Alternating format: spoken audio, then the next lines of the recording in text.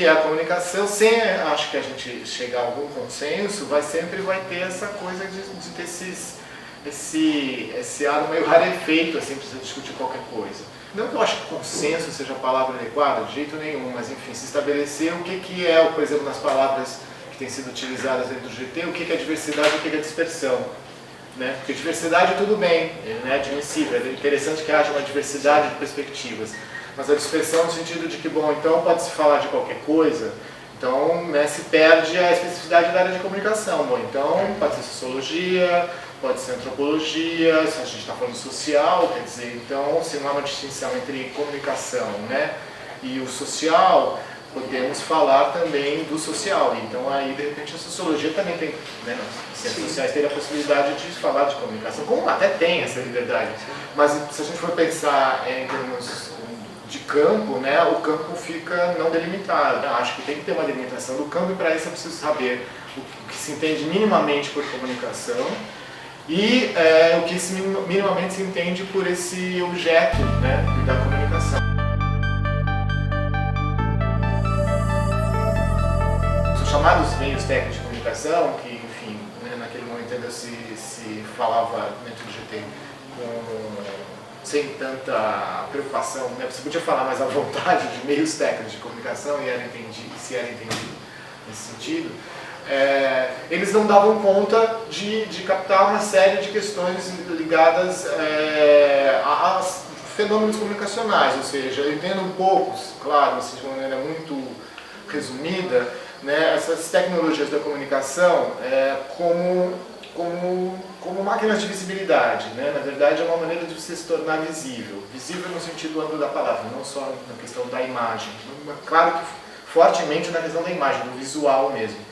Mas visibilidade eu estou usando no sentido de se tornar,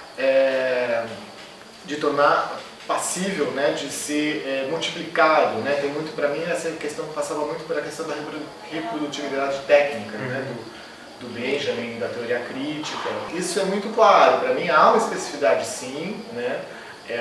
Esse objeto, assim, há uma mudança que na verdade é uma mudança de matriz espaço-temporal, gravada uma imagem, a partir do momento que é possível você gravar o som e gravar a imagem e reproduzir isso tecnicamente, você altera completamente a matriz espaço-temporal, ou seja, esse tempo aqui nosso, ele passa a ser outro, né? Ou seja, isso aqui de repente está sendo recortado e vai poder, né, aparecer, enfim, em várias situações, em vários contextos diferentes, vai chegar, enfim, as pessoas vão ter acesso a isso e praticamente a gente sabe, tudo que a gente sabe a respeito do mundo é através dos meios de comunicação, né? Enfim, você fica sabendo. Eu gostaria de fazer, nesse momento, uma interlocução de novo com a teoria crítica, né? Tentar buscar dentro da teoria crítica elementos que pudessem responder a as demandas atuais, entende assim?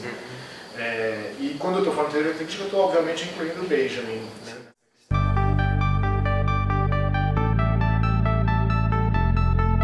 E eu acabei, na verdade, trabalhando com o conceito também, nesse processo de transição, com o conceito que eu estou chamando de estrangeiro. Eu acho que essa dificuldade do estrangeiro é de você se comunicar com aquilo que você, de alguma maneira, desconhece, por diferente, né? Estou fazendo uma simplificação muito grande.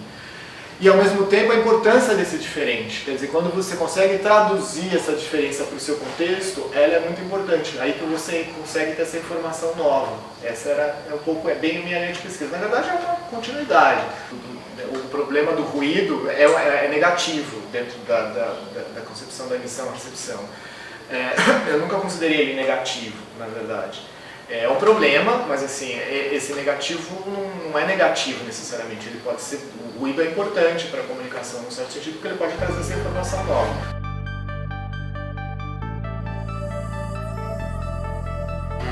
No meu caso específico, da minha linha de pesquisa, o que aconteceu é que ela também desaparece porque eu mudei de linha de pesquisa, eu fui para a semiótica.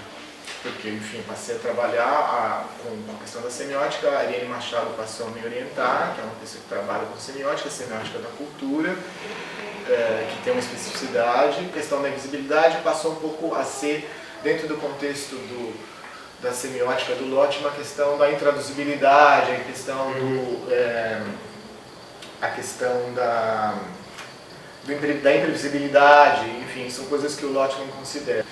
E no meu caso não era a intenção apresentar a teoria do Lotman para a discussão, e que foi isso que acabou sendo tomado, assim. Então, assim, o sistema é aberto, o sistema é fechado, enfim, ficou uma discussão que era o que não me interessava. A discussão que me interessava era a seguinte, era a ideia de procurar entender os sistemas de comunicação, porque daí o Lotman trabalha com uma perspectiva de sistema, era evitar o que eu consideraria duas coisas negativas. Você tem um ambiente de escassez de informação, né, onde não há, né, você não tem acesso, vamos simplificar um pouco assim, mas assim, você não dispõe de informação suficiente para, enfim, realizar, enfim, que seria semioses, alguma coisa desse tipo. E a questão da abundância, ou seja, na verdade você ter uma quantidade enorme de informações e você não ter tempo de processá-las, né? Você, por diversos motivos você não consegue processar, que é um sintoma mais ou menos contemporâneo, né, do que a gente viveria hoje, ou seja, uma quantidade avassaladora de informação e você, na verdade, só repassa essa informação, né? Ou seja, há um aumento que eu colocava como aumento quantitativo de textos. Ou seja, você pega uma coisa, enfim, a ideia é você copia, repassa, você não tem um trabalho de tradução dessas informações para o teu contexto, analisar isso dentro do seu próprio contexto, ou seja, um trabalho propriamente isso que eu chamaria de semiótico, enfim, daí talvez se tivesse aqui outras pessoas iam discordar que esse é o trabalho semiótico, não, mas eu entendo isso como um trabalho semiótico, esse trabalho de você traduzir, né, um determinado texto de cultura para o seu contexto, né? Ou, enfim, a questão também, como eu falei, em sistemas como de música para dança, enfim. Mas vamos pensar em termos de contexto, seria isso. Então a abundância não te dá a possibilidade de você fazer essa tradução. E a escassez também não, são dois extremos. E a minha proposição era no sentido de pensar, né, de como Lotman, a princípio, não separaria a questão da abundância e da diversidade, e que me parece ser uma questão essencial, que era isso que eu queria discutir, era pensar se a diversidade justamente não vem de um certo, digamos, equilíbrio entre essa questão, né, da abundância e da escassez, na verdade. Ou seja, se você tem muita informação, isso não é positivo, assim como você ter pouca informação não é positivo. E a correlação que eu queria fazer, mas isso era só um norte para as minhas pesquisas, era de que essa ideia de diversidade pudesse ser um critério qualitativo dos processos comunicacionais, entende? Ou seja, pensar na qualidade dessa informação que você está recebendo, né? E que, de alguma maneira, eu não sei, pelo menos essa é a minha perspectiva, eu acho isso ausente das discussões, um pouco, que tem ocorrido. Quer dizer, ou as pessoas não estão preocupadas com isso, ou então estão preocupadas em entender, enfim, que uma discussão talvez um pouco, às vezes, abstrata demais, que eu acho importante, eu acho fundamental como reflexão, mas, assim, que não trabalhava com alguns objetos, né, empíricos para a gente ver como é que essa questão da diversidade podia aparecer.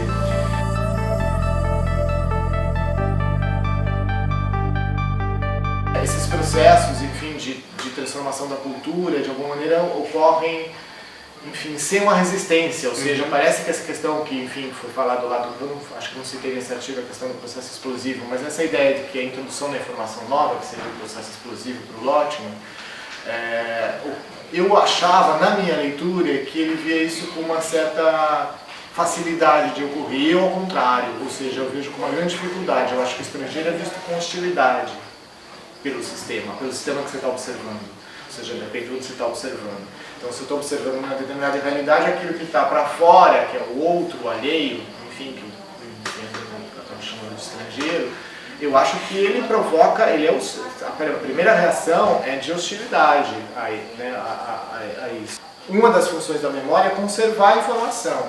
Se ela conserva a informação, ela tem uma função ali, digamos, de manter o equilíbrio do sistema, né? Ou seja, vou manter aquelas informações para que o novo não, de alguma maneira, não seja fácil de entrar, porque isso desorganiza o sistema.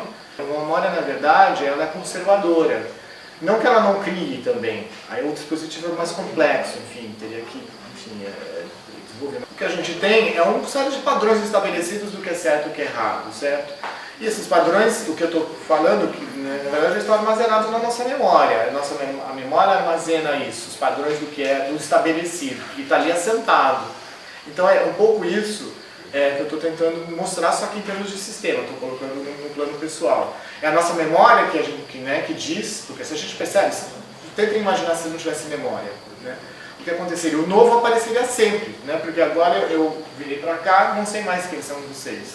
Então vai ser um novo o tempo todo, eu me surpreender o tempo todo. O que faz com que eu tenha uma certa estabilidade é a memória, ou seja, eu consigo reconhecer, sei que vocês são seres humanos, eu estou aqui em Belém, isso dá uma estabilidade para mim e ao mesmo tempo para que eu possa entender e compreender o mundo. Senão seria, imagina que loucura, você tira a memória, você estaria sempre recebendo informação nova, né? Tendo que processar sempre essas informações. O que eu estou colocando, então, na verdade, como função da memória, é essa função, digamos, conservadora. E é lógico que você pode pensar isso em termos de memória, em termos de cultura, e não no plano pessoal. Essa é a proposição. Se houvesse esse equilíbrio entre essa função tradutora da fronteira com a conservadora da memória, a memória forte vai permitir maior seletividade da fronteira. E a fronteira, a função é traduzir. Se houver um equilíbrio, a informação que entra, ela entra com maior qualidade.